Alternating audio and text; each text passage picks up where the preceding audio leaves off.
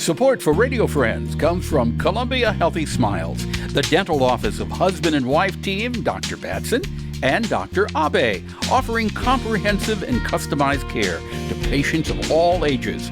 Learn more by calling 573-721-9039 or online at www.columbiahealthysmiles.com.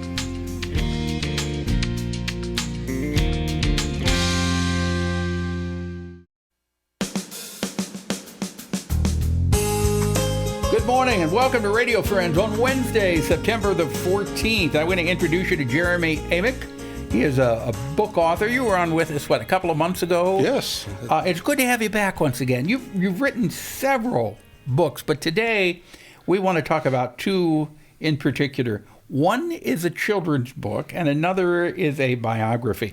Jim and the Red Tails, the children's book. Tell me about that one. Well, this kind of goes back a few years ago when I met James Shipley from Tipton, Missouri.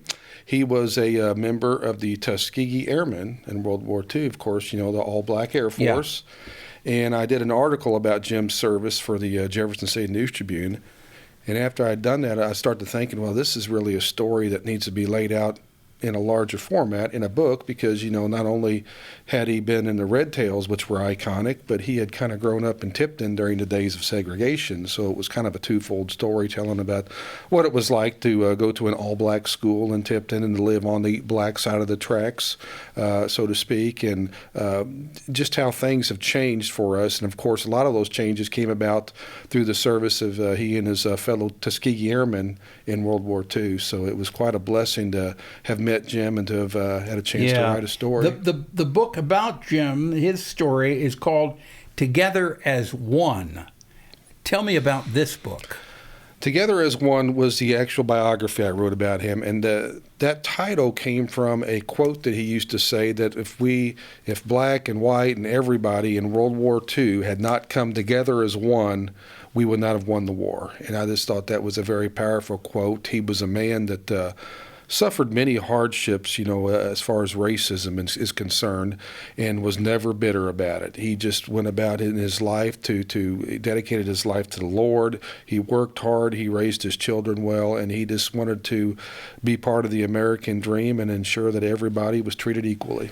Now, he died not very long ago. July 21st, yes. Have you been in contact with him and friends with him the entire time? We've been friends since 2014, and I kept him very busy throughout the years, going to different book signings and speaking events. And did he reflect with you about his feelings and thoughts and how things have changed for the black community? Yes, and a lot of that is covered in the book, and and it was a hard road to travel. He admitted, and but he and his entire family were very dedicated to the civil rights movement, and they proved just through hard work and education and, of course, just demonstrating through their daily lives that everybody should be treated equally. And that's part of why I wrote the children's book as well, because he always liked to share that message of segregation to ensure it doesn't happen again with the children. And he loved speaking to children. He lit up and he spoke to them. So when I wrote this children's book, to me it was another way to ensure that his legacy endures. Yeah. So it's a wonderful book called Jim and the Red Tails. It's available where? Everywhere online. And it's at Amazon? Correct. Okay. Barnes & Noble, yeah. Okay, and Barnes & Noble. And then Together as One, this would be the adult side, the adult version. Correct. Okay? Yes. But I don't think you're ever too young to read this either. They're both available online at Amazon or Barnes & Noble. Jeremy, thank you so much for coming by. It's always a pleasure to be here. I appreciate you sharing this information with us, and I hope people will pick up the book because there's some food for thought in there. Absolutely. All right, Jeremy, thank you. Thank you. All right, now we're going to talk about kindness. And when I think of kindness, I think of Children's Grove. Kim Dude is here with us, Children's Grove. Good to have you here, Kim. Very happy to be here. With Children's Grove, you try to promote kindness with everyone. With everyone, and basically to turn up the volume on kindness, because there's kindness going on out there. It's just that we don't talk about it enough, Yeah. or we don't highlight it enough. Sometimes we hear more of the negative stuff Yes. and the mean things that are Yes. happening Right. with people than the kindness. And there is, as you said, there's a lot of it. And that's really why I'm here, is to talk about the fact that this is the 3rd annual Kindness in Business Awards that we are sponsoring with Missouri Business Alert. And what we have done for the last 2 years, and now the 3rd, is we are looking for businesses and nonprofits who've been especially kind in 3 different areas. One is kindness to youth, one is kindness to employees, and one is kindness to the community.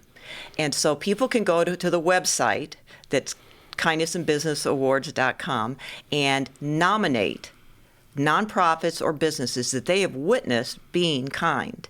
Or an employee could nominate their boss, or any of us could nominate. And it's just so important, because what we do then is the deadline is September 30th.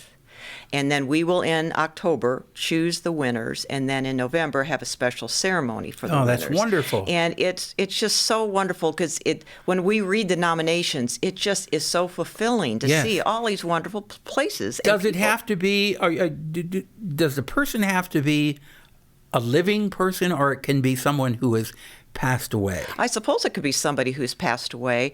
And it's often the organization, though, that is typically like the nonprofit organization or the business that's recognized. But we're probably open to that as well, Yeah. because what we want to do is have people start paying more attention to the kindness that they witness, and then recording it. Exactly. And as I said, well, I was very fortunate to have a wonderful, kind boss for many, many years, Tom Gray, Yes, at KOMU. yes. Did you know Tom? Yes, knew of him, yes. Yes. Kindness extraordinaire. He Right. took care of his people, and his people loved him. Yes. And Tom has since passed away, but Right. he lives on in my heart for Yes, the many yes. kind gestures that he showed towards me and to everyone that Yes. worked with him. Well, and it's like the perfect example of the butterfly effect. Yeah. He was kind to you, and now you've been kind to others because you learned from him, and you knew how special it made you feel when you witnessed that kindness. Exactly. Now, you've done something with the public schools. Yes, I'm so excited about this. Literally every single elementary and middle school in the Columbia Public Schools has a kindness club.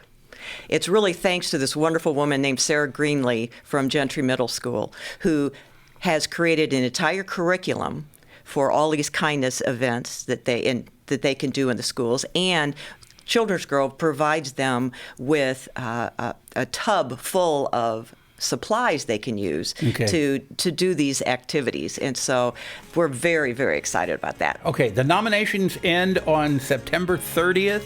If people want to nominate someone or a business, it's kindnessbusinessaward.com. Yes, That's kindnessinbusinessawards.com. All right, for Yes. Children's Grove, Yes. or you can just Google Children's Grove. Yes. Kim, thank you so Thank much you for so coming much. by. I And please appreciate come it. back again. We will. All right, something you'd like to hear or see, I'd love to hear from you, Pepper P., Missouri.edu. Bye-bye.